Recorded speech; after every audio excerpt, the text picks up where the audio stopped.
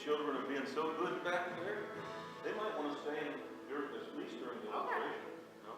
Yeah. I know what some of you are thinking about this rope. Don't even go there. Imagine that this rope goes on forever. Maybe, around the world, there just simply is no end to it. Imagine this rope, this entire rope, being a timeline of your existence forever. It's a timeline that represents your entire existence. The short red part represents a few short years on earth, while the white part represents eternity somewhere else. Just keeps going, never ending. You know what I can't understand? I can't understand why we get so consumed with the short red part. Well, we live for it sometimes. And, what happens here is you're born and then you get to the point where you're like self-supported or whatever. And you think, well, I've got a job, I'm going to save, and I'm going to save, and I'm going to really enjoy this red part, And so there's questions arise, will I have enough food, enough money to pay the bills? Have a good job? Big thing is that I'm going to get everything I want. And I'm thinking, really? Is that all there is?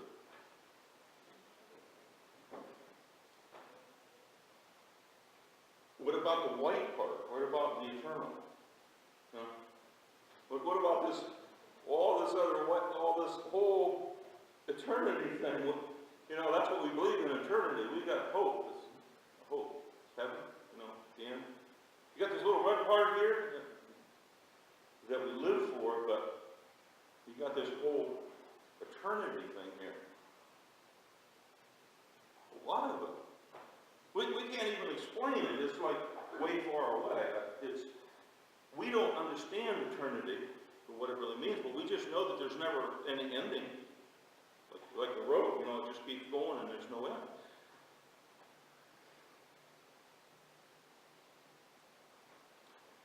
But the question is, why would I spend my time trying to make myself happy during this red part, when the Bible teaches that what I do with the red part will determine how I'm going to exist for millions and millions and millions of years forever and ever?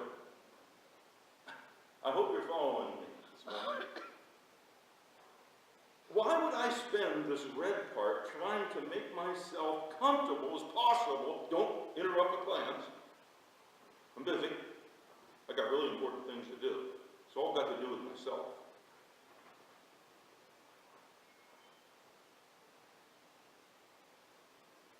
I want to enjoy myself.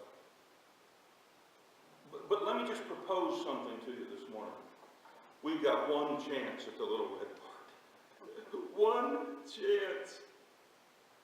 Because way down the road, this eternity thing, which this is what the white represents, there's a place that we're supposed to be spending in eternity. Hope you're following me this morning. We get one chance. And the thing of it is, the big thing that we don't want to walk away with is this. We don't want to be fooled simply because everyone around us is living for their little red part. We can't be sucked in. We can't be fooled by it. And leave eternity out. Now, it's not how you start that's important. It's how you finish. start is not as important as where you finish. Because eternity is a long, long time. Our present reality doesn't really stay present for very long. It's just like, boom, gone, our present reality. Let me read to you a scripture out of Hebrews chapter 6. It'll be our focal point of the scriptures today. It'll only be just these few short verses, 9 through 12. And in chapter 6 of Hebrews, if you have your Bible with you, we want to keep in mind that we forget, but God doesn't. We don't have good memories, but God's got a really good memory. Starting to read at verse 9. Even though we speak like this, dear friends, we're convinced of better things in your case, the things that have to do with salvation. God is not unjust. He'll not forget your work and the love that you have shown him as you have helped his people and continue to help them. We want each of you to show the same diligence to the very end, so that what you hope for may be fully realized. Verse 12. We do not want you to become lazy, but to imitate those who through faith and patience inherit what has been promised. So, the single greatest concern in the letter to the Hebrews is that Christians would drift away from the Christian faith and allow their commitment to Christ to wane. Now, the earlier part of chapter 6 warns us that it's possible for us to forfeit one's inheritance as a Christian. It's very highly possible. Verses 4 through 6 says that. You need to read that probably when you get home. Because one's relationship with Christ can be neglected to the point of spiritual death. Our relationship with Christ, like any other relationship, can die a death of indifference. You see, if I'm married to my wife, and I tell her I love her, and then I kind of drift away, and I come to the conclusion that maybe that love just isn't real strong, and I've got like an indifferent attitude, and she can sense it, the relationship is ruptured. And that's true with anybody. It doesn't matter if you're at your job and you lack commitment there, or if you're in the church and you lack commitment. It doesn't matter. It just really doesn't matter in every area of our life. There can be a death of indifference that takes place in our lives. And even a once vibrant Christian faith can succumb to a spiritual death. And it can be devastating because there can be this absence of sincere diligence and devotion. In other words, it takes something on our part. It's taught early on as a Christian. Chuck, Christ has done a great work in your life. You're going to have to cooperate with what he's doing. Part of the cooperation is diligence. You're going to have to keep pressing on. There'll be things that happen in your life that you'll have to keep pushing forward and be diligent in what you're doing. There'll have to be a devotion to Christ. The passage, however, begins with a joyful acknowledgement. You'll notice that right in the beginning. That we have not experienced such death. We're convinced of better things in your case. You know what that's like? It's like this. It's like the football coach. The football coach comes up to the team and he said, listen, it's halftime. We're not doing real well right now, I know that. But I've seen you do so much better. I know you're capable of doing so much more better. Let's win this game. Let's go out there and get it. That's what he's saying. That's what the Apostle Paul is saying. I know you have the potential. And I know that you have the devotion. You got the want to. But let's just put this thing into practice. So, we're convinced of better things in your case. That's what the Apostle Paul says. And they're really, I think it's kind of exciting in a way. In the fact that salvation is both, it's got to do with the present, obviously, the here and the now, but it's got to do with the future. And that's what the Apostle Paul's saying. Now, some New Testament books, like the Gospels, present some aspects about salvation right now, where we live. But in the case of the Hebrews, he's talking eternal salvation in the sense of eternity in our entry into heaven. That's what he's talking about. He's saying, you want to get there. We all want to get there. Heaven is what we hope for. It's what every Christian hopes for, isn't it? It's what every Christian hopes for. We want to get there, man. This hope, though real and though it's sustaining, is contingent upon our diligence. Now, I know a lot of people don't think that way. They think, hey, once I become a Christian, I got it. Fire insurance policy's bought, and I'm on my way. Well, in order for this hope to be fully realized, we have to remain faithful to Christ. What do you think? That's what the Apostle Paul is saying. Someone has said that if you could convince a man that there's no hope, he would curse the day that he was born. See, hope it's an indispensable quality of life to the Christian.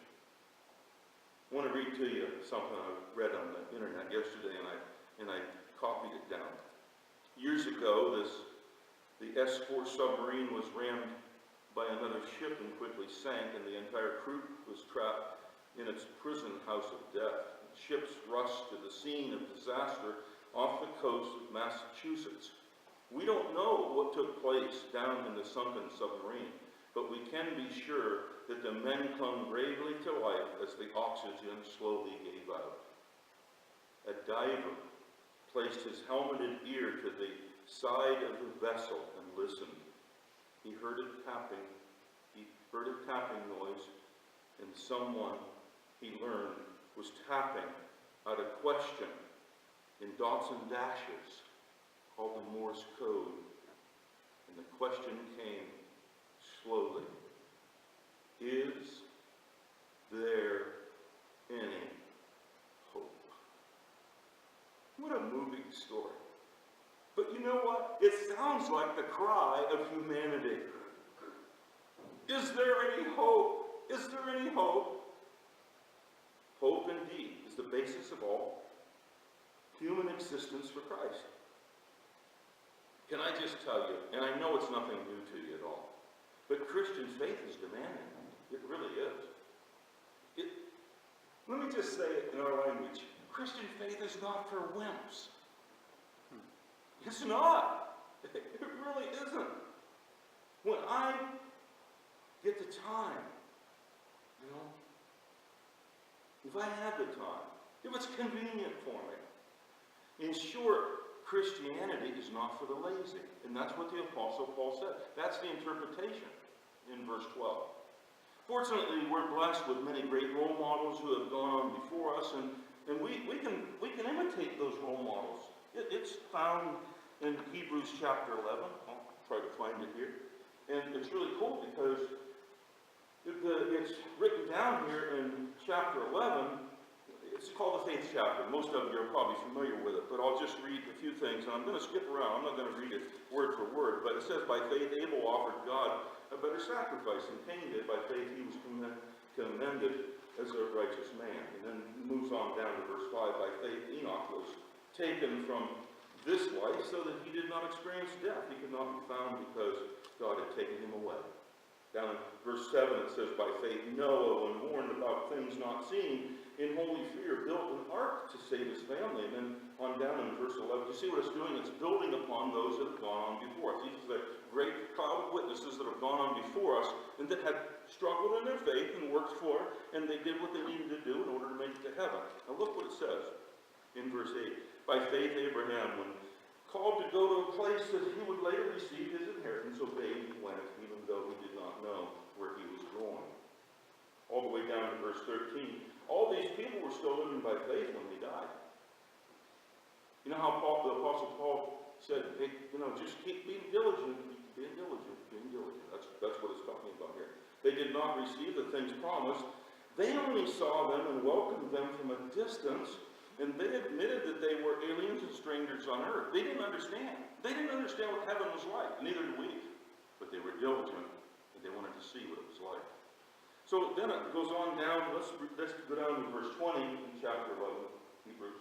By faith Isaac blessed Jacob and Esau in regard to their future.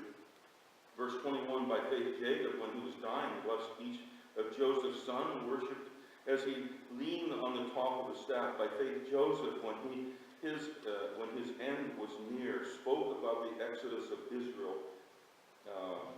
from Egypt and gave instructions about his bones. And then down in verse 29, by faith the people passed through the Red Sea. Well, do you see what it's doing? It's building upon all these different people that lived by faith before us. By faith the people passed through the Red Sea on dry land, and when the Egyptians tried to do so, they were drowned. Verse 30, by faith the walls of Jericho fell after the people had marched around them for 7 days. Those people had faith. Verse 31, by faith the prostitute Rahab, because she welcomed the spies, was killed with those who were disobedient. Now you see, what it keeps doing is it keeps building on all these different people. And then later on in verse 32, it talks about Gideon, it talks about Samson, it talks about Barak, it talks about David and Samuel, and it talks about the prophets in general. All these prophets were faithful in what they did. But look what it says. It's really interesting. Women received back their dead and raised to life again. Others were tortured and refused to be released, so they might gain a better resurrection. Some faced jeers and flogging, and some, while others still were chained in prison. They were stoned. They were sawn in two. They were put to death by the sword. They went about with sheepskins and goatskins, destitute, persecuted, and mistreated. It says in verse 38 that the world wasn't worthy of them. They wandered in deserts and in mountains, in caves, and holes in the ground. But what it says in verse 39, they were all commended for their faith, yet none of them received what had been promised. God had planned something better for us, so that only together with us would they be made perfect. Wow. That's, in reality, when you think about it, it's so encouraging for us to read things like that because it helps us. Because we know for a fact that those that went on before us are cheering on. Those of us that are still left are saying, go ahead. You can do it. You're going through it, but you can do it. Just keep going. Just keep plodding on. Just be diligent. Be faithful in what you're doing. Don't give up. Don't be lazy, because it's easy for us to do. Perhaps the greatest enemy of faith is not intentional evil, the things that we intentionally don't do, or even willful disobedience. Rather, it's non-threatening neglect. It's the desire for an easy life. Can I just have it a little easier as a Christian?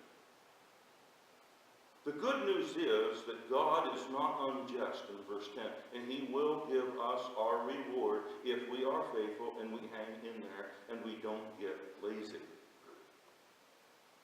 If God requires much from us, which He does, it's demanding. You can't read Hebrews 11 without realizing that it's a demanding faith.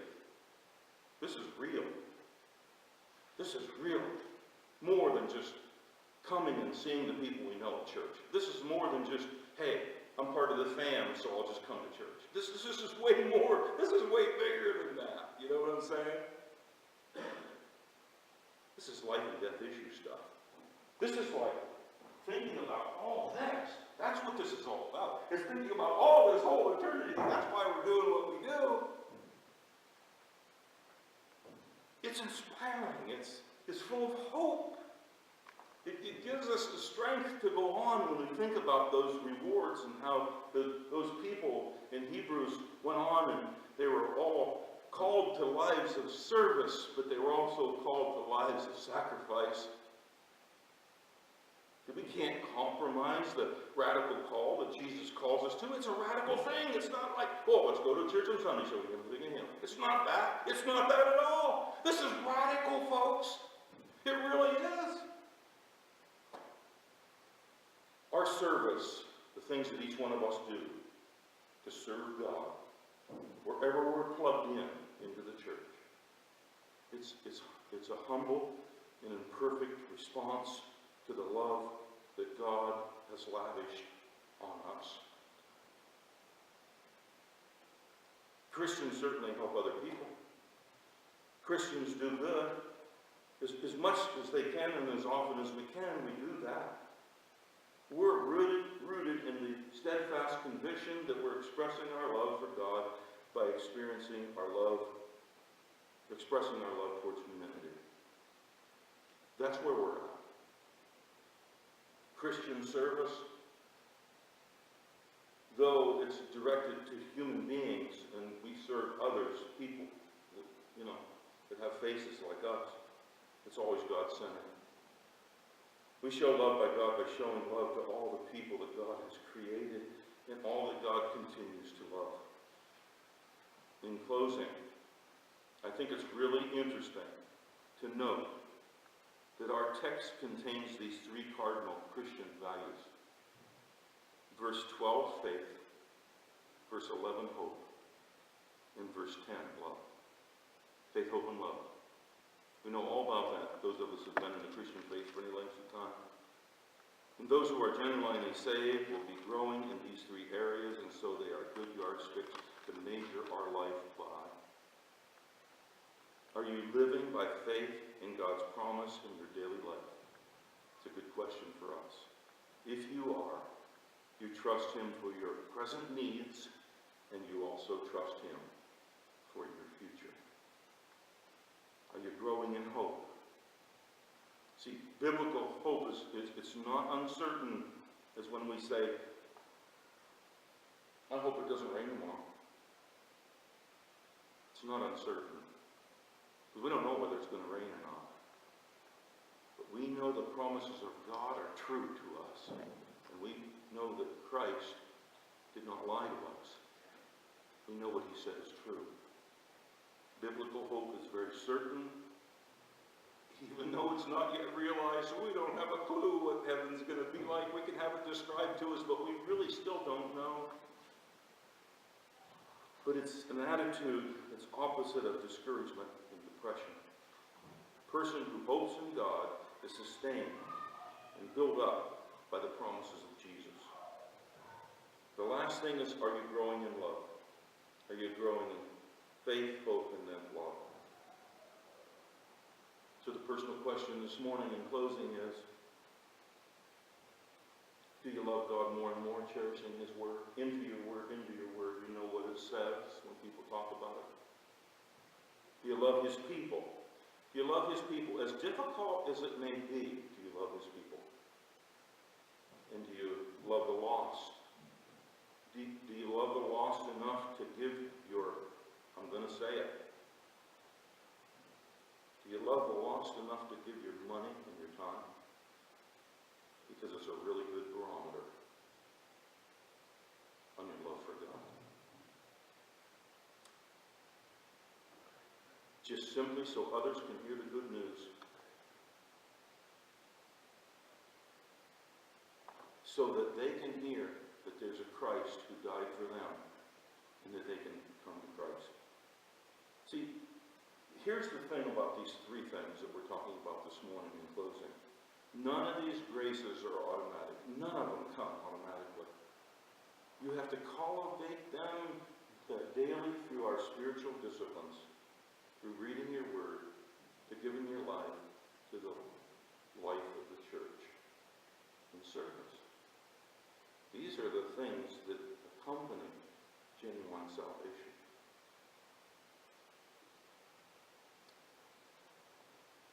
Let's stand and sing this song in closing.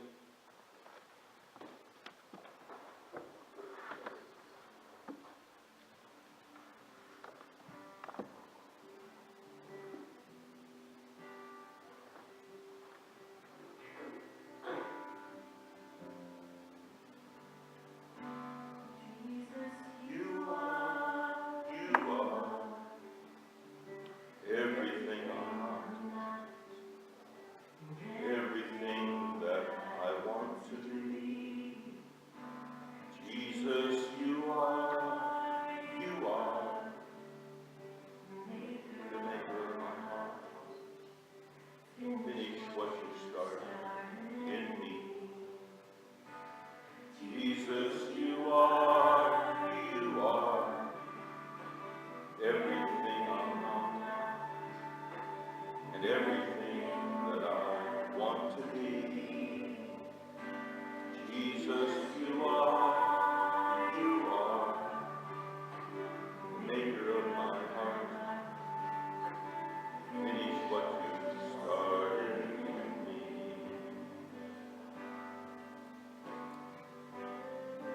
know that